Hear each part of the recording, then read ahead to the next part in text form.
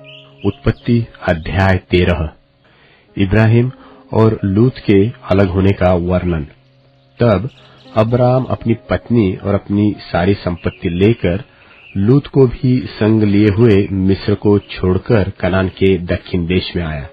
Abram भेड़ बकरी, गाय बैल और सोने रुपये का बड़ा धनी था। फिर वह दक्षिण देश से चलकर बेतेल के पास उसी स्थान को पहुंचा जहां उसका तंबू पहले पड़ा था, जो बेतेल और ए के बीच में है। यह स्थान उस वेदी का है जिसे उसने पहले बनाई थी। और वहां अब्राम ने फिर यहोवा से प्रार्थना की। और लूत के पास भी, जो अब्राम के साथ चलता था, भेड़ बकरी, गाय बैल और तंबू थे। सो उस देश में उन दोनों की समाई न हो सकी कि वे इकट्ठे रहे, क्योंकि उनके पास बहुत धन था, इसलिए वे इकट्ठे न रह सके। सो अब्राम और लूत की भेड़ बकरी और गाय बैल के चरवाहों में झगड़ा हुआ। और उस समय कनानी और पेरिज लोग उस देश में रहते थे।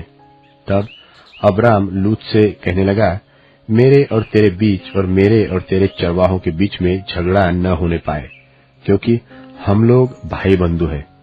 क्या सारा देश तेरे सामने नहीं? सो मुझसे अलग हो। यदि तू बाई ओर जाए तो मैं दाहिनी ओर जाऊंगा, और यदि तू दाहिनी ओर जाए तो मैं बाई ओर जाऊंगा।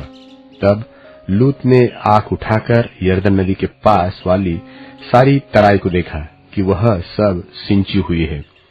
जब तक यहोवा ने सदोम और अमोरा को नाश न किया था, तब तक सोर के मार्ग तक वह तराई यहोवा की बाटिका और मिस्र देश के समान उपजाऊ थी।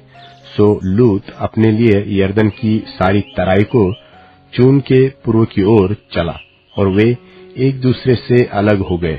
अब्राम तो कनान देश में रहा, पर लूत उस तराई के नगरों में रहने लगा और अपना तंबू सदोम के निकट खड़ा किया। सदोम के लोग यहोवा के लेखे में बड़े दुष्ट और पापी थे।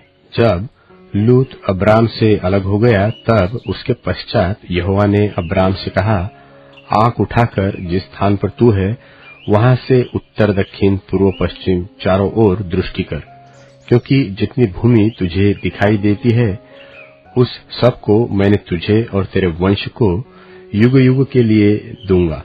और मैं तेरे वंश को पृथ्वी की धूलि के किनकों की नाई बहुत करूंगा, यहाँ तक कि जो कोई पृथ्वी की धूल के किनकों को गिन सकेगा, वही तेरा वंश भी गिन सकेगा। उठ, इस देश की लंबाई और चौड़ाई में चल फिर, क्योंकि मैं उसे तुझी को दूंगा। इसके पश्चात अब्राम अपना तंबू उठाकर ममरे के बांजों के बीच, जो हेब्रोन में थे, जाकर रहने लगा, और वहां भी यहोवा की एक वेदी बनाई।